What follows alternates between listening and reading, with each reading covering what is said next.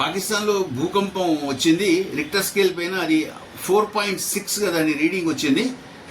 Plus Kairana hills దగ్గర రహస్యంగా ఉన్న అణ్వస్త్రాల స్థావరం వద్ద బ్రహ్మోస్ వైవేలింది. రేడియో ధార్మిక భయంకరంగా రేడియేషన్ ఏదైతుందో భయంకరంగా అక్కడ రిలీజ్ అవుతోంది. ఈ రెండు వేరు వార్తలు, కానీ కాకతాళీయంగా ఈ రెండు మెర్జ్ అయిపోయి మనకి ఒక కొత్త న్యూస్ని క్రియేట్ చేసి ఇస్తున్నాయి. అఫ్కోర్స్ భారతదేశము ఏదైతే అక్కడికి వెళ్ళి బ్రహ్మోస్ని ప్రయోగించిందో, నిజానికి భారతదేశానికి అక్కడ కైరానా హిల్స్లో ఏదైతే ఉందో అక్కడ ఈ అణ్వస్త్రాలు దాచిపెట్టబడి ఉన్నాయి అన్న విషయం తనకు తెలియదు, కనీసం తెలియదని చెప్తోంది. ఎందుకంటే రహస్య స్థావరం ఇది.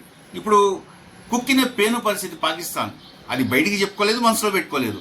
విపరీతంగా అక్కడ రేడియో ధార్మికత రిలీజ్ అవుతోంది, రేడియేషన్, సోకాల్డ్ రేడియేషను.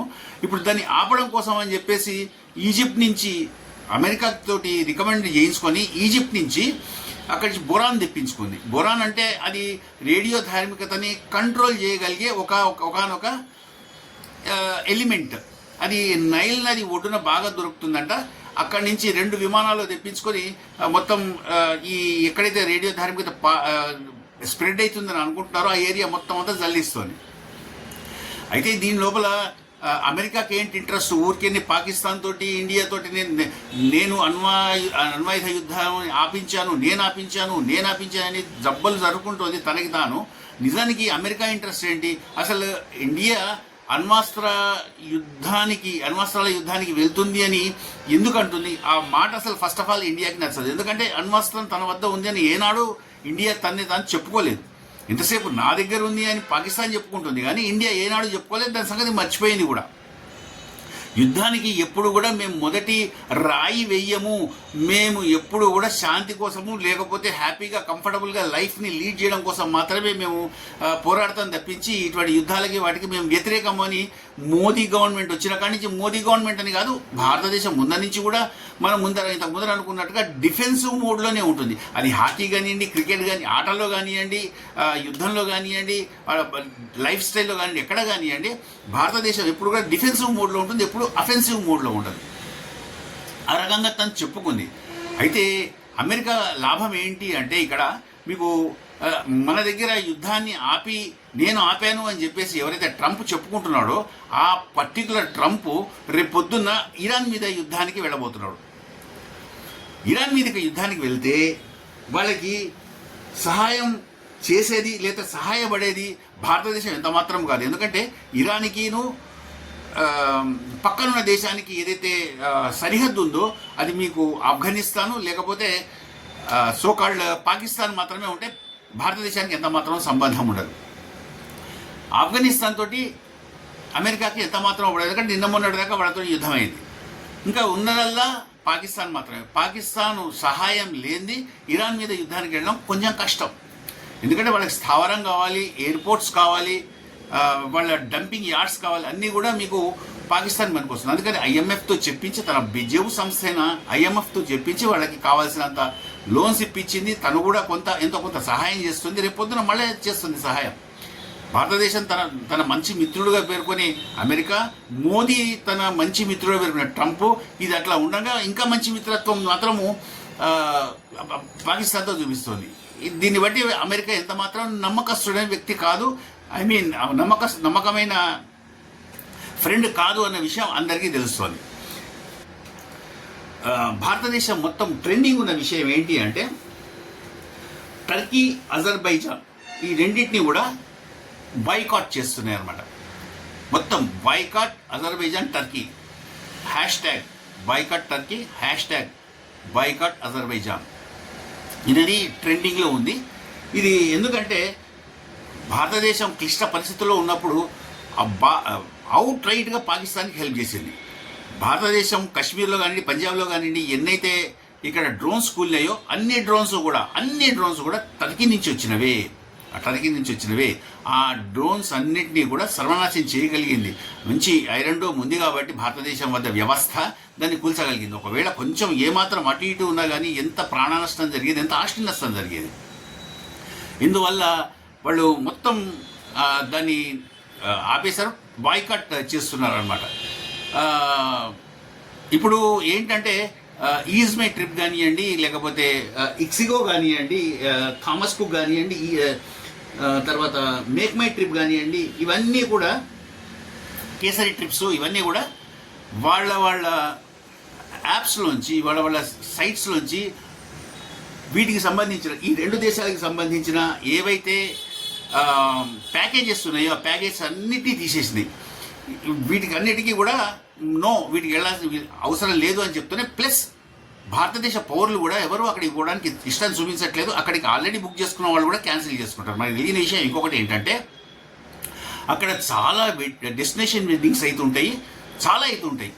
దాదాపు 2014లో 2 లక్షల మంది టర్కీకి వెళ్తే 2024లో 4,80,000 మందికి వెళ్ళాక, ఈ సంవత్సరం దాదాపు 25% ఇంకా పెరుగుతుందని చెప్పేసి వాళ్ళు ఈ యాప్స్ ఏవైతే ఉన్నాయో వాళ్ళందరూ అనుకుంటున్నారు.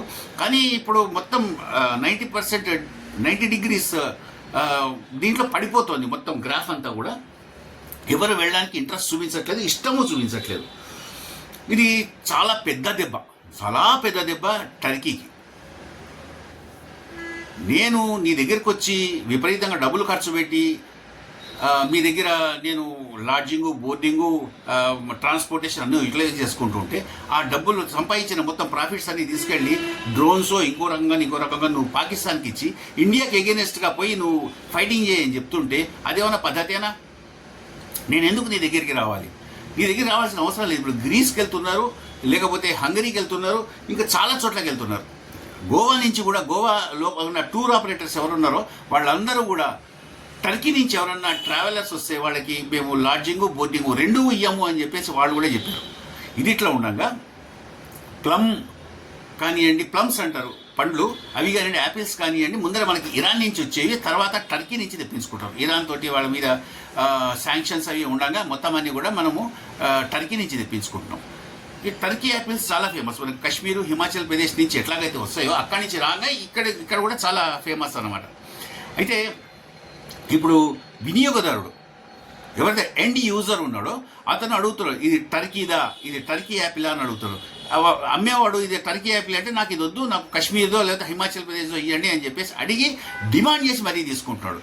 వాళ్ళకి పర్ వీక్ ఇది యాక్చువల్గా మనకి మహారాష్ట్ర తర్వాత గుజరాత్లో ఇది పెద్ద మార్కెట్. ఈ రెండు చోట్ల కూడా చాలా తెప్పించుకుంటూ ఉంటారు. వీటన్నిటిలో కూడా డ్రాస్టిక్గా వాటి వ్యాపారం అంతా పడిపోయింది. దాదాపు 650 నుంచి 700 కోట్ల రూపాయల వ్యాపారం జరుగుతూ ఉండేది. ఆ వ్యాపారం అంతా పడిపోయింది అనమాట. అందుకని టర్కీ నుంచి ఇంపోర్ట్స్, ఈ పండ్ల ఇంపోర్ట్స్ తగ్గించేసుకుని అందరు కూడా హిమాచల్ ప్రదేశ్ తర్వాత కాశ్మీర్ మీదనే ఎక్కువ కాన్సన్ట్రేట్ చేస్తున్నారు. ఇది అందరికీ తెలిసిన ఒక విషయం. ఇంకా అందరికీ తెలియని విషయం ఒకటి. తర్వాత ఇంకొక టాపిక్ ఒకటి ఉంది. ఏంటంటే అది భారతదేశంలో మీరు, నేను, మనలాంటి వాళ్ళు అందరం కలిసి స్టార్ హోదాని ఇచ్చిన యాక్టర్స్ ఉన్నారు. వాళ్ళు సల్మాన్ ఖాన్, షారుఖ్ ఖాన్, ఆమీర్ ఖాన్. వీళ్ళు ముగ్గురు ఖాన్లు కూడా మీరు, నేను వెళ్ళి ఎవరైతే సినిమాలు చూస్తే వాళ్ళకి ఆ స్టార్ హోదా వచ్చింది. వాళ్ళు పెహల్గామ్ ఇష్యూ జరిగిన తర్వాత కానీ, యుద్ధం జరుగుతున్నప్పుడు కానీ నోరు మెదపలేదు. అదే రఫా ఇన్సిడెంట్ జరిగినప్పుడు ఆల్ ఐస్ ఆన్ రఫా అని పట్టుకుని అందరూ కూడా తమ సంతాపాన్ని ప్రదర్శించారు. ఎందుకంటే వీళ్ళ యొక్క అభిమానులు భారతదేశంలో ఎంతమంది ఉన్నారు, పాకిస్తాన్లో ఎంతమంది ఉన్నారు, వాళ్ళ హృదయాలు ఎక్కడ గాయపడతాయి అని చెప్పేసి ఈ ముగ్గురు ఖాన్లు కూడా ఆ విషయం మాట ఎత్తడం లేదు.